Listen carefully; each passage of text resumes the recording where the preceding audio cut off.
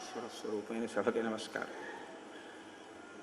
నిన్నటి రోజు ఉపన్యాసం పూర్తి చేసే సమయానికి తాటకా సంహారం గురించి నేను మీతో మనవి చేసి ఉన్నాను.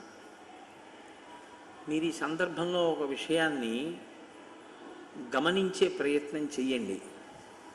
తాటక తండ్రి చాలా సదాచారం కలిగినటువంటి వాడు. ఆయన ఏమి దుర్మార్గుడు కాదు, దుర్బుద్ధి కాడు, చక్కటి ఆచారనిష్ట కలిగినటువంటి వాడు అని వాల్మీకి మహర్షి చెప్పారు. అందుకే శ్రీరామాయణాన్ని చదివేటప్పుడు, శ్రీరామాయణాన్ని వినేటప్పుడు చాలా జాగ్రత్తగా పరిశీలన చెయ్యవలసి ఉంటుంది. ఆయన యందు దోషం ఏమైనా ఉందా? దోషం ఏం లేదు. దశరథ మహారాజు గారు పుత్రులు లేకపోతే ఎలా పుత్రకామేష్టి అశ్వమేధం చేశాడో అలా ఆయన కూడా చతుర్ముఖ బ్రహ్మగారి గురించి తపస్సు చేశారు. తపస్సు చేసి ఆయన వలన ఒక కుమార్తెని పొందాడు. చిత్రంగా ఆమె విశేషమైనటువంటి బలసంపత్తి కలిగినటువంటి కుమార్తెగా పరిణమించింది. ఆమెని ఒక యోగ్యుడైన వ్యక్తిని చూసి వివాహం చేశాడు. ఏమి అక్కడ వరకు దోషం ఏముంది? ఏమి దోషం లేదు. కానీ శ్రీరామాయణంలో ఉన్నటువంటి గమ్మత్తు ఏమిటంటే, మొట్టమొదట రామచంద్రమూర్తి ఎవరిని సంహరించడం ప్రారంభం చేశారో ఆ కుటుంబమే శ్రీరామాయణాన్ని చిట్ట చివరి వరకు కూడా శాసిస్తుంది. రామకథని, రాముని జీవితంలో ఉన్న మనశ్శాంతిని, రాముని యొక్క కుటుంబంలో ఉన్న సభ్యుల యొక్క మనశ్శాంతిని, శ్రీరామాయణాన్ని శాసించినటువంటి కుటుంబం రావణుడి చేత రామచంద్రమూర్తి చేత వధింపబడిన మొదటి కుటుంబం. మీరు గమనించండి. ఎందుచేత అంటే తాటకనే ఆయన సంహరించారు. ఆమె కుమారుడు మారీచుడు. ఆయన్ని సంహరించలేదు రామచంద్రమూర్తి, మానవాస్త్రం పెట్టి కొట్టి వదిలేశారు. మారీచుణ్ణి చంపకుండా ఉండడమే రామాయణాన్ని ఒక పెద్ద మలుపు తిప్పింది. మీరు గమనించండి. మారీచుణ్ణి రాముడు సంహరించి ఉంటే, ఎందుకంటే సుబాహువుని చంపేశారు, మారీచుణ్ణి కూడా చంపేస్తే ఏమో ఎలా ఉండుండేదో శ్రీరామాయణం. తాటకని చంపారు, కానీ మారీచుణ్ణి వదిలిపెట్టారు. ఆ వదిలిపెట్టేటప్పుడు కూడా ఆయన చెప్పారు లక్ష్మణమూర్తితోటి, నేను ఇతన్ని చంపట్లేదు, వదిలేస్తున్నానని చెప్పారు. ఆ మారీచుణ్ణి విడిచిపెట్టడం రామ కథనంతటినీ తిప్పేసింది ఒక మలుపు. ఇక్కడ మీకు నేను ఒక విషయాన్ని మనవి చేయవలసి ఉంటుంది. రామావతారం చాలా గొప్ప అవతారం, కృష్ణావతారం పరిపూర్ణ అవతారం. రామావతారానికి కృష్ణావతారానికి ఒక ప్రధానమైనటువంటి వ్యత్యాసం ఒకటి మీకు కనపడుతుంది. మీరు చూడండి, కృష్ణ పరమాత్మ చాలా చంటి పిల్లవాడిగా ఉన్నప్పుడు తన దగ్గరికి వచ్చినటువంటి రాక్షసుల దగ్గర నుంచి ఎవ్వరిని వదిలిపెట్టడు. అవకాశం దొరికింది అంటే చంపేయడమే. కురుక్షేత్రం వచ్చేంత వరకు ఆయన ఏమి ఆగడు. కురుక్షేత్రం వచ్చే లోపలే చాలామందిని చక్కబెట్టేశాడు. పూతనాదులను, కంసుణ్ణి, జరాసంధుణ్ణి, వీళ్ళందరినీ అసలు ఇంకా కురుక్షేత్ర యుద్ధం రాకముందే చాలామంది ధర్మ వ్యతిరిక్తమైనటువంటి వాళ్ళందరినీ ఆయన నిగ్రహించాడు. రామావతారం ఏం చేస్తుంటుందంటే కొంతమందిని సంహరిస్తాడు, కొంతమందిని వదిలిపెట్టేస్తుంటాడు. ఇది మీరు కొంచెం జాగ్రత్తగా చూస్తే మనుష్యునికి ఉండేటటువంటి తత్వం అవతారమునందు రామచంద్రమూర్తి పాటించాడు అని కనిపిస్తుంది. అలా చేసి ఉండకపోతే అవతార ప్రయోజనాన్ని సాధించుకోవడం కూడా కష్టమయ్యేది. మారీచుడు లేకపోతే అంత సమర్థవంతంగా అసలు సీతాపహరణానికి రావణాసురుడికి ఉపకరించగలిగినటువంటి వేరొక రాక్షసుడు ఉంటాడా అన్నది కూడా కొంచెం ఆశ్చర్యకరమైన విషయం. రెండు, రావణాసురుడు ఎంతటి మూర్ఖుడో తెలియాలి అంటే మారీచుడిని వదిలిపెట్టాలి. మారీచుడిని వదిలిపెట్టకపోతే రావణాసురుని యొక్క మూర్ఖత్వం మీకు అర్థం కాదు. ఎందుకంటే ప్రపంచంలో రెండు రకాలైనటువంటి మూర్ఖత్వం ఉన్నవాళ్ళు ఉంటారు. మీకు మహాభారతంలో ఒక మూర్ఖుడు కనపడతాడు, శ్రీరామాయణంలో ఒక మూర్ఖుడు కనపడతాడు. ఒక ఆయనకి యుక్తాయుక్త విచక్షణ లేనివాడు దుర్యోధనుడు. అసలు ఆయనకి మంచి ఇది చెడిది అన్న ఆలోచన చేశాడు అని మనకి అనిపించదు. ఆయన ఎప్పుడూ పక్కనున్న వాళ్ళ చెడ్డ మాటలు వింటుంటాడు, చెడు నిర్ణయాలు తీసుకుంటూ ఉంటాడు. ఆయన పుట్టినప్పుడే కలిపురుషుడు అని నిర్ణయం చేశారు. రావణాసురుడు అలా కాదు. ఆయన బ్రహ్మవంశంలో జన్మించాడు. ఆయన జన్మ కూడా చాలా ఆశ్చర్యకరమైనటువంటి రీతిలో వచ్చింది. అసలు రావణాసురుడు జన్మించడమే కేవలం ఒక రకమైన అసూయ చేత, ఇలాంటి పిల్లాన్ని మనకి కూడా కనేటట్టుగా మన కూతుర్ని ఆయన దగ్గరికి, విశ్రవసో బ్రహ్మ దగ్గరికి పంపించాలనేటటువంటి దురాలోచన చేత రావణాసురుని యొక్క తాత చేసినటువంటి ప్రణాళిక వల్ల రావణాసురుడు జన్మించాడు. అతను వేదం చదువుకున్నాడు, ఆయనకి అన్నీ తెలుసు, ఆయనకి తెలియందేం లేదు. ఆయన తపస్సు చేశాడు, చతుర్ముఖ బ్రహ్మగారి యొక్క అనుగ్రహాన్ని పొందాడు, నిరంతరం శివుణ్ణి ఆరాధన చేసేవాడు. ఆయనకి ఇన్ని తెలిసి ఉన్నా కూడా వచ్చిన పెద్ద సమస్య ఎక్కడ అంటే, ఆయనకి ధర్మము తెలుసు, అధర్మము తెలుసు, సత్యము తెలుసు, అసత్యము తెలుసు, ఏది నిలబడుతుందో తెలుసు, ఏది నిలబడదో తెలుసు. ఇన్నీ తెలిసినా ఒకరు చెప్పినా ఆయన వినడు. ఒక్కొక్కసారి చాలా పెద్ద పొరపాటు వైపుకు పెడతాడు రామచంద్రమూర్తి, చాలా పెద్ద పొరపాటు వైపుకే పెడతాడు. ఆ పొరపాటే కానీ జరిగిపోయింది అనుకోండి, రాముడికి కాదు, రాముడి కులగురువులు కూడా తలంచుకోవాలి.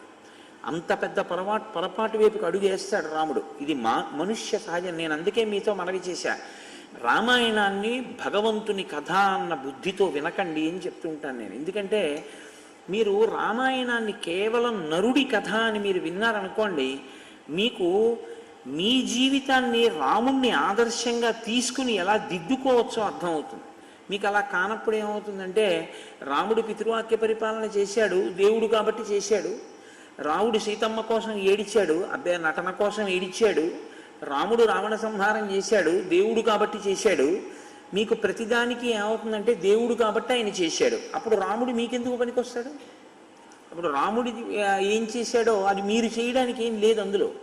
అలా కాదు, రాముడి కథ నరుడి కథ అని మీరు వింటే రావణాసురుడికి ఉన్నటువంటి దోషం ఏదో, రామచంద్రమూర్తికి ఉన్నటువంటి సుగుణం ఏదో మీకు బాగా అర్థమవుతుంది. ఎంత చిన్నవాడు చెప్పనివ్వండి, దానిలో ఉన్నటువంటి యోగ్యతని విచారణ చేస్తాడు రాముడు. విచారణ చేయడం అంటే ఎలా ఉంటుందో తెలుసా అండి? తన బుద్ధికి నచ్చడం అన్నది కాదు రాముడికి. తనకెవరో ఏదో ఒకటి చెప్పారు, అది తనకి అనుకూలంగా ఉంది, అది చేయడానికి బాగుంది, ప్రయోజనం ఇచ్చేస్తుంది. ఇంకొకరు చెప్పారు, అది తక్షణ ప్రయోజనం ఇవ్వదు, చాలా కాలం పడుతుంది, ఏదో శాస్త్రాన్ని పాటించమంటున్నాడు. రెండిట్లో ఏది పాటించాలి అంటే, రాముడు తక్షణ ప్రయోజనాన్ని ఇచ్చేటటువంటి విషయం వైపుకు మొగ్గు చూపించాడు. ఆయన శాస్త్రోక్తమైన వాక్కు ఏది చూస్తాడు, ఏది శాస్త్రం చెప్పింది, ఏది ఋషి చెప్పాడు, దాని వైపుకి మొగ్గుతాడు. అది చాలా గొప్ప గుణం జీవితంలో. మీరు గమనిస్తుంటారు, మీరు చూడండి, లోకంలో మీతో అనేక మంది సమన్వయం అవుతూ ఉంటారు. సాధారణంగా ఏం చేస్తారంటే, మిమ్మల్ని ఒక సలహా అడుగుతారు, మీరు ఒక సలహా చెప్తారు, వాళ్ళు ఏదో చెయ్యాలనుకుంటారు, వాళ్ళు అలాగే చేస్తారు, వాళ్ళు మీ మాట ఏం పాటించరు. ఇది ఎక్కడి నుంచి వస్తుందంటే, ఈ గుణం ఇది రావణ బుద్ధి, అది మంచి బుద్ధి కాదు, అలా ఉండకూడదు. మీరు ఒక నిర్ణయం చేసుకునే ముందు పెద్దలైనటువంటి వారు శాస్త్రోక్తమైన వాక్కు చెప్తే మీరు వెంటనే అటువైపుకు మొగ్గి, నా అదృష్టం, చాలా మంచి మాట విన్నాను, చాలా శాస్త్రీయమైన పలుకు పలికారైనా, కాబట్టి నేను అలా చేస్తానని చెప్పి మీరు అన్న సంకల్పాన్ని విడిచిపెట్టగలిగి ఉండాలి. ఈ బుద్ధి మీకు ఎక్కడి నుంచి వస్తుందంటే, మీరు రామాయణంలో రామచంద్రమూర్తిని బాగా గమనిస్తే మీరు తెలుసుకోగలుగుతారు. అందుకే ఒక యక్ష కుటుంబం అన్నది యక్షిణీ కుటుంబం తాటకి, కానీ ఆవిడ ఎంత ఆశ్చర్యకరమైనటువంటి పాత్ర పోషించిందంటే శ్రీరామాయణంలో ఆశ్చర్యకరమైనటువంటిదే, ఇంకంతకన్నా ఇంకొక మాట అనడానికి వీల్లేదు. మొట్టమొదట రాముడు సంహరించినటువంటిది తాటకని. అంటే ఆవిడ జీవితం ఏమైపోయిందంటే, తన భర్త మరణించడానికి కారణం ఏది విచారణ చెయ్యలేకపోయింది. అగస్త్యుడు నా భర్తని ఎందుకు చంపాడు అన్నది ఆలోచించి ఉంటే ఆమె బలం ఏమో ఎందుకు ఉపయోగపడి ఉండేదో. ఆ ఆలోచన ఒక్కటి రాలేదు. రాకపోవడం ఆవిడ బలం దేనికి పనికొచ్చిందో తెలుసా అండి? అగస్త్యుణ్ణి ఏమీ చెయ్యలేను అని తెలుసుకుంది. కోపం శేషేన పూరయేత్తని ఆర్యోక్తి. అత్త మీద కోపం దుట్ట మీద చూపించాడంటారు చూసారా? అలా అగస్త్యుణ్ణి ఏమీ చెయ్యలేక అగస్త్యుడు తిరిగిన ప్రాంతం మీద పగపట్టింది. ఏమైనా అర్థం ఉందా? దానివల్ల ఏమైనా ఆ సంబంధం ఉందా? ఇప్పుడు ఇంకెంత తీవ్రమైన స్థితిని పొందిందంటే నరభక్షకిగా మారింది. ఇప్పుడు నరభక్షకిగా మారి రామచంద్రమూర్తి చేతిలో మరణించింది. అక్కడితో పోయిందా? తన కొడుకు రాక్షసుడయ్యాడు, మారీచుడు. అందుకని దేవతలు సంతోషించారు అని ఒక మాట చెప్తే మీరు కేవలం దేవతలు సంతోషించారు అని చదివేకండి. శ్రీరామాయణంలో మీరు కొన్నింటిని జాగ్రత్తగా గమనించవలసి ఉంటుంది. రామాయణం చదివేటప్పుడు ఒక విషయం జరుగుతుంటే దేవదుందుబులు మోగాయి, పుష్పవృష్టి కురిసింది అంటారు మహర్షి. మీరు ఆగాలి అక్కడ, ఆగి ఒకసారి ఆలోచన చెయ్యాలి. ఈ సన్నివేశంలో అలా ఎందుకు జరిగింది, దేవతలు ఎందుకు సంతోషించారు?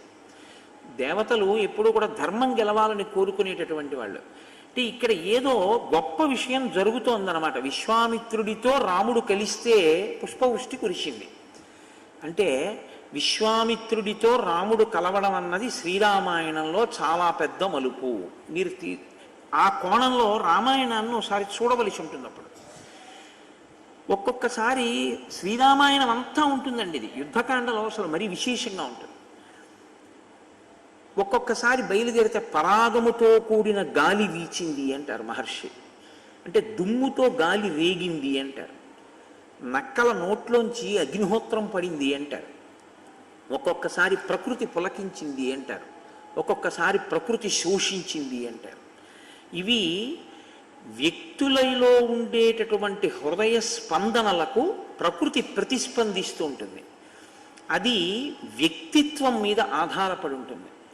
తాను 10 మందికి పనికొచ్చేవాడై తన మనసుని అలా సంస్కరించుకోగలిగితే ఖచ్చితంగా ఈశ్వరుడు ప్రకృతి సంతోషిస్తాయి.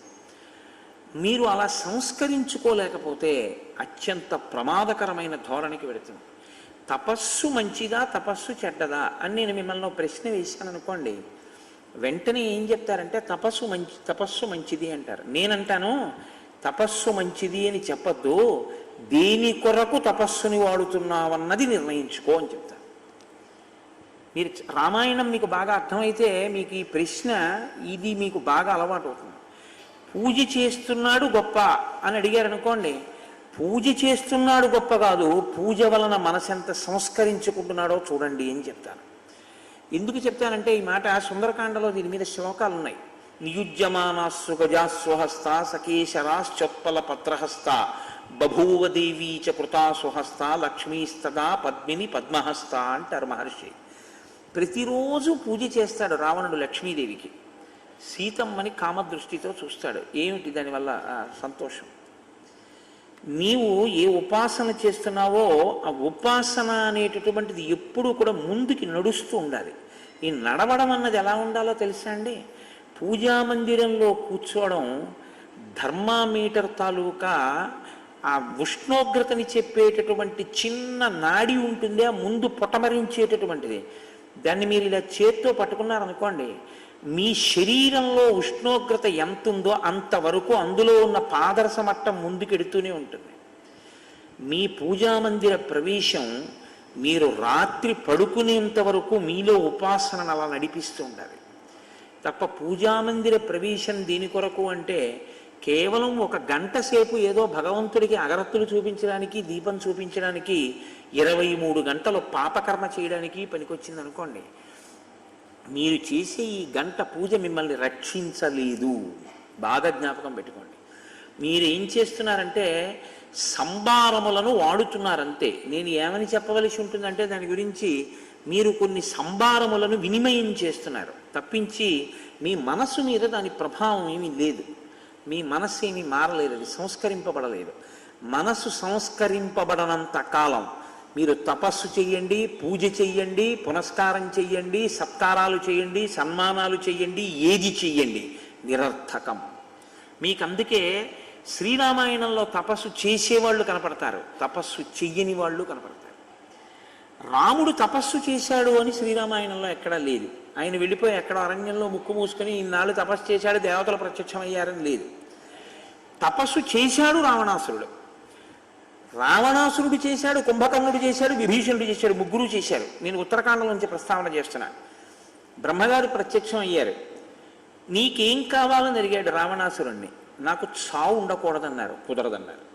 కుదరదు, చచ్చిపోవలసిందే. చచ్చిపోవడం అంటే ఏంటి? శరీరం పడిపోతుంది, అది తప్పదు ఎవరికైనా. ఇంకో విషయం అడుగన్నారు. అయితే నాకు వీళ్ళ వీళ్ళ వీళ్ళ వీళ్ళ వల్ల మరణం ఉండకూడదన్నారు. తథాస్తు. విభీషణుడు అడిగాడు, నాకు నా బుద్ధి ఎప్పుడు ధర్మమునందు ఉండేటట్టుగా అనుగ్రహించని అడిగాడు. ఇది కోరుకోవలసింది. ఏదైనా ఉంటే వడపోసి మీరు చూస్తే అక్కడ దొరుకుతుంది సారాంశం. ఆయన అన్నాడు, నాకు ఎప్పుడూ నా బుద్ధి ధర్మము వైపుకి నిలబడాలి, అలా అనుగ్రహించన్నాడు. ఆయన అన్నాడు, నువ్వు చిరంజీవివి, నువ్వు ఎప్పటికీ బ్రతికే ఉంటావు అన్నాడు. అడిగిన వాడికి ఇవ్వలేదు, అడగని వాడికి ఇచ్చాడు. ఏమిటిది? ఇది శ్రీరామాయణం అంటే.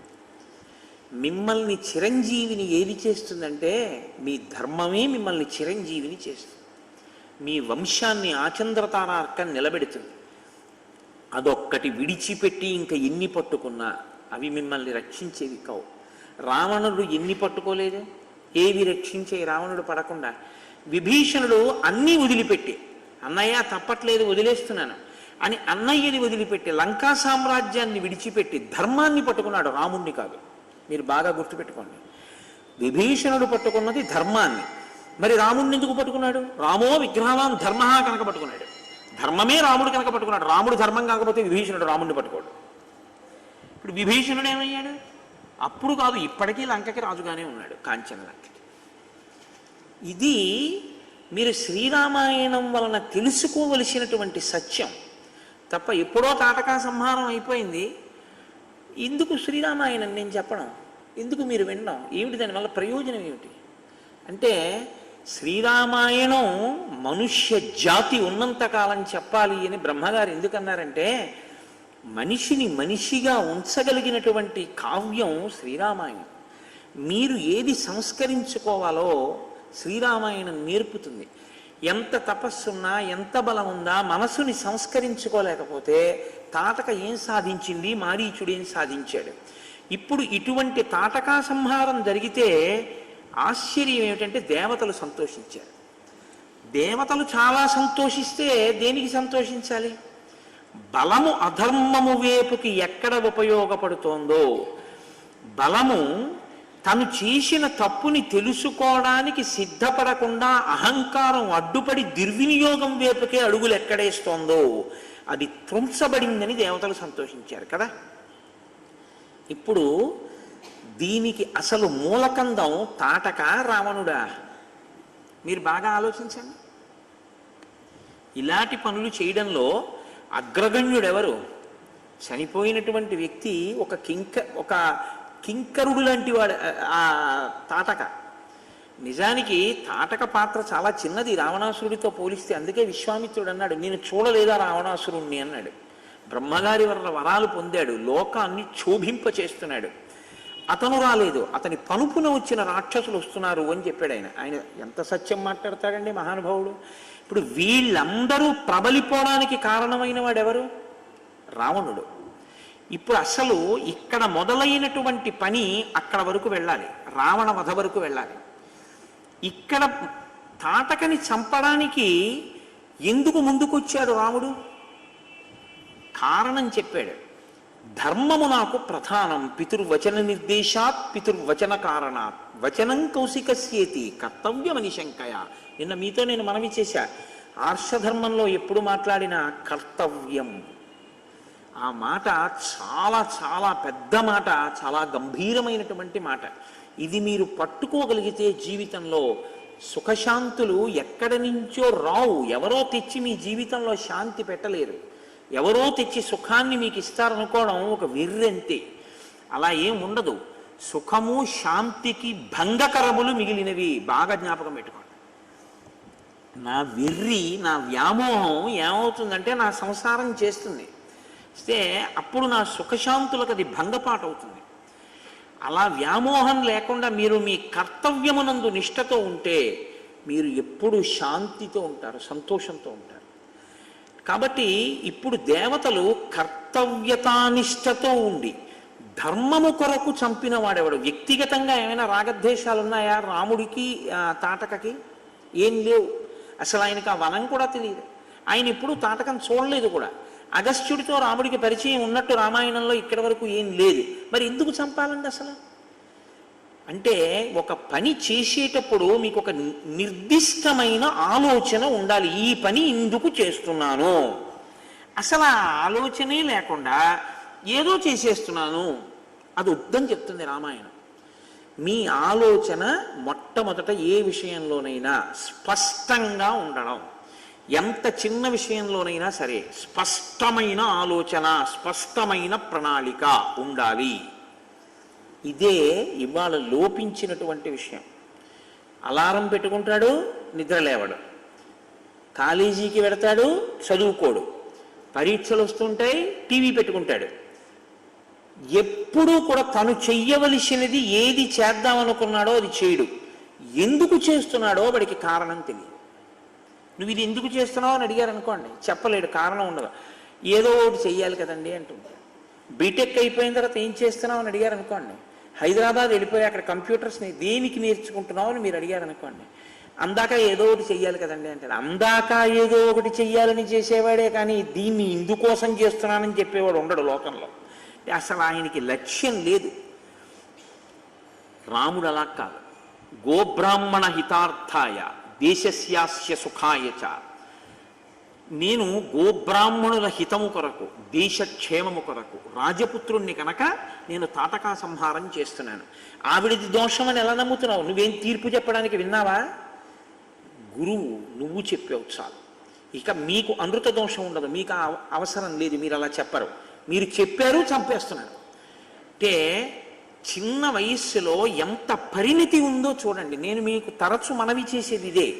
శ్రీరామాయణాన్ని కేవలం ఏదో కావ్యం, ఎప్పటిదో పుస్తకం, అది ఎప్పటిదో రామాయణం అని మీరు అనుకోకండి. మీరు మీ పిల్లలతో కలిసి భోజనం చేసేటప్పుడు శ్రీరామాయణంలో ఒక్క ఘట్టం గురించి మీరు మీ పిల్లలతో మాట్లాడగలిగితే, చూసావా రాముని యొక్క ఆలోచన సరళి అంటే ఎలా ఉంటుందో చూసావా? 2 శ్లోకాలు, కానీ ఆయన మనసు అంటే, ఆయన బుద్ధి అంటే ఎలా ఉంటుందో చూసావా? ఇది చాలా అవసరమైంది. ఇది నేర్చుకోవాలి మనిషి అన్నది మీ బిడ్డల్ని శ్రీరామచంద్రమూర్తిగా తయారు చేస్తుంది. కాబట్టి రామాయణం ఇప్పటికీ కాదు, ఎప్పటికీ రామాయణం ప్రతి వారికి అవసరమే. కాబట్టి ఇప్పుడు దేవతలకు కావలసింది ఏమిటి? ఎవరు ఇంత ధర్మ విచక్షణతో తాటకని చంపాడో వాడే ఇంత ధర్మ విచక్షణతో రావణుణ్ణి కూడా చంపుతాడు. కాబట్టి ఇప్పుడు ఎవరు ఈ శక్తిని లోకరక్షణకి ఉపయోగించాడో, ఎవడు తన శక్తిని లోకాన్ని పాడు చేయడానికి ఉపయోగిస్తుంటే వాళ్ళని చంపాడో వాడి శక్తి పెంచాలి.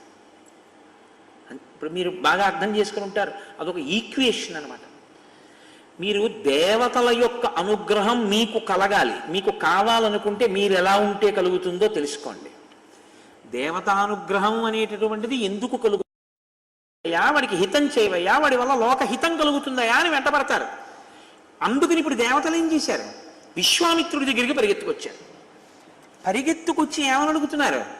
నువ్వు నిన్నను మంత్రగ్రామం గృహాణత్వం బలాం అతిబలాం స్తథా, మంత్రగ్రామం రాముడికి ఇచ్చావు. రాముడు ఏం చేశాడు? నశ్రమో నజ్వరో వాతేన రూపస్య విపర్యయ. నువ్వు దానివల్ల ఆకలి ఉండదు, దప్పిక ఉండదు, బడలిపో అన్నావు. తాటకా సంహారం చేశాడు.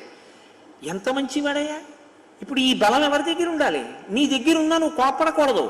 నీ దగ్గర ఉంది, ఉపయోగం లేదు. ఎందుకని ఉపయోగం లేదు? ఇక నువ్వు కోప్పడవు, నువ్వు బ్రహ్మర్షిత్వాన్ని పొందావు, నీకు శత్రుమిత్ర భేదం లేదు, అందరినీ ప్రేమించేస్తున్నావు. కానీ లోకంలో ధర్మ సంస్థాపనకి చంపడానికి యోగ్యమైనటువంటి స్వరూపంతో వచ్చాడు, నరుడిగా వచ్చాడు. విష్ణువుగా రాముడు ఉండి ఉంటే ఈ లోకంలో బాగా జ్ఞాపకం పెట్టుకోండి, విశ్వామిత్రుడు ఉపదేశం చెయ్యవలసిన అవసరం లేదు.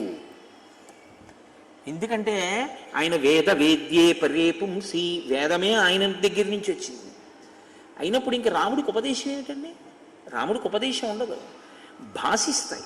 ఆయన తనంత తానుగా ఉపయోగించగలడు. ఆయనకి ఇంకా వేరే ఒక గురువుగారి దగ్గర అవన్నీ ఉపదేశాలు పొంది నేర్చుకోవలసిన అవసరం ఏమి ఉండదు. కానీ నరుడిగా ఉన్నాడు. ఇప్పుడు విష్ణు స్వరూపంతో నాకు ఇవన్నీ తెలుసని ప్రయోగించాడు.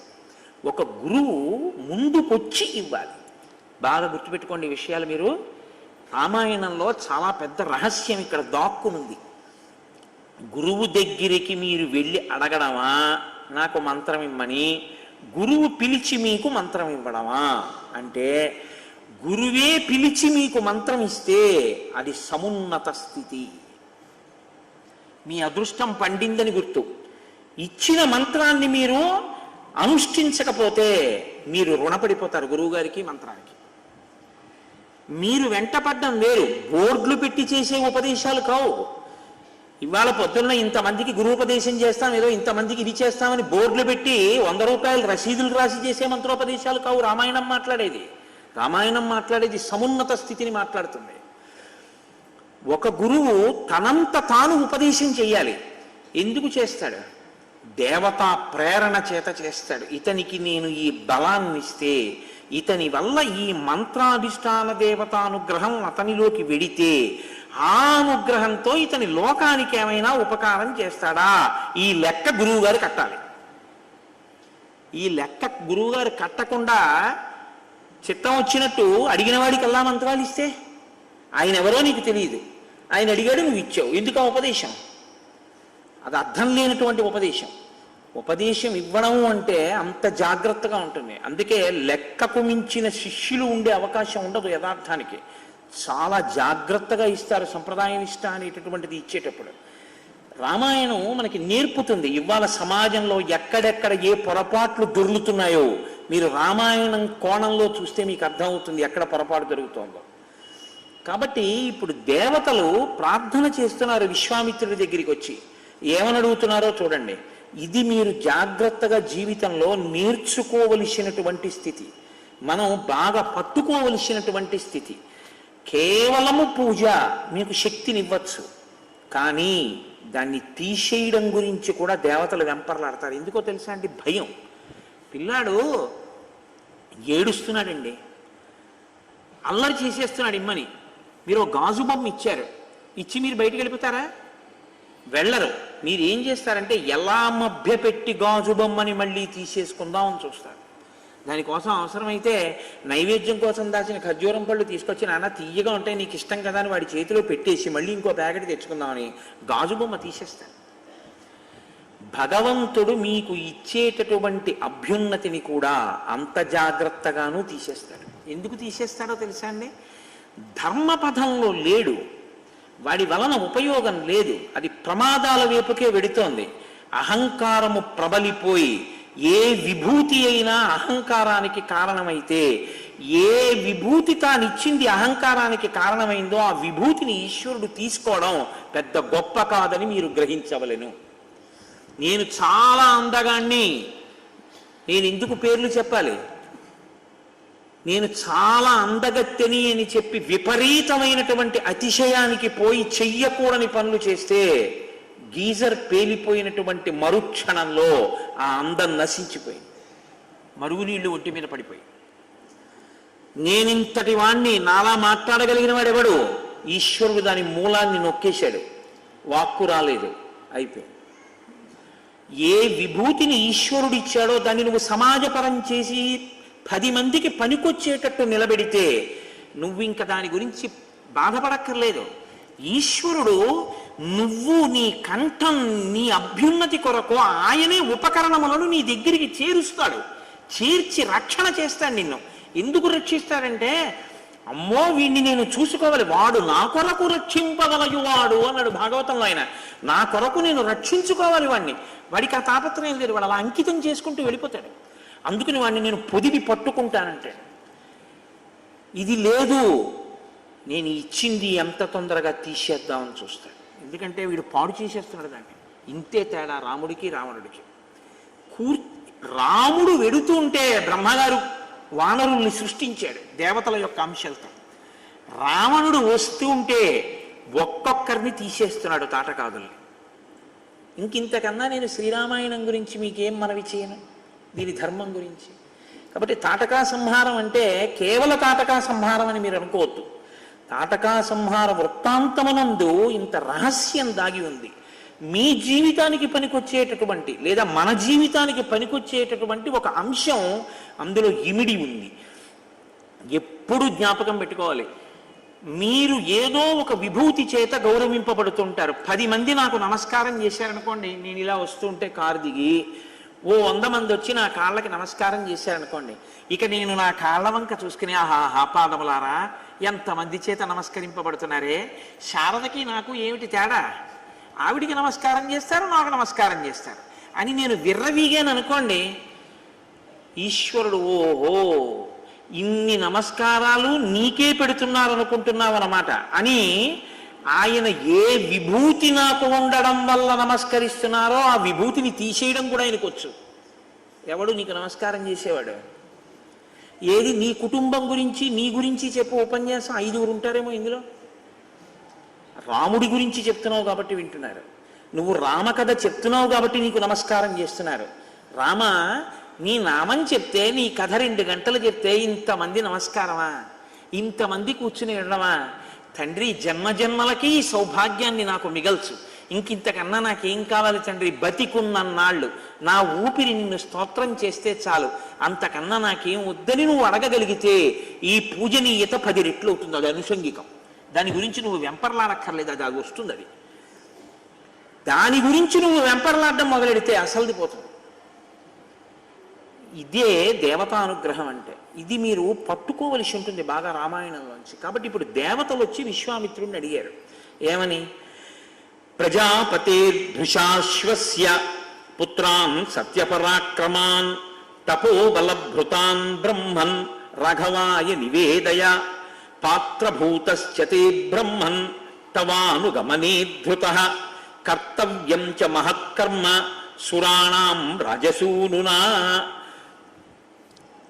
ఎంత గొప్ప మాటలు అన్నారండి. చూసారా శ్లోకంలో కర్తవ్యం ఎప్పుడూ ఆ మాటే ఉంటుంది. ఓ బ్రహ్మన్, ఓ విశ్వామిత్ర మహర్షి, నీకు భృశాశ్వు తనకి కలిగినటువంటి కుమారులు అస్త్రస్వరూపమైనటువంటి వాళ్ళు, అస్త్రములన్నిటినీ కూడా నీకు ఇచ్చేశాడు, నీ దగ్గర ఉన్నాయి అస్త్రాలు. రాముడు అస్త్ర సంపద లేనివాడు, పిల్లవాడు, ఇంకా ఏమీ తెలియదు. నువ్వు ఇచ్చిన అస్త్రాలు కొద్దున్నాయి, వాటితో ఏం చేశాడు, తాటకా సంహారం చేసి లోకాన్ని కాపాడాడు. ఇప్పుడు ఆ అస్త్రాలు మిగిలినవి నీ దగ్గర ఉండడం కన్నా నువ్వు వాటిని రామపరం చేసేసి రాముడికి ఇచ్చేసి, రాముడు నిన్ను అనువర్తించేవాడు. ఇది పట్టుకోండి బాగా, ఈ మాట పట్టుకోండి. పాత్రభూ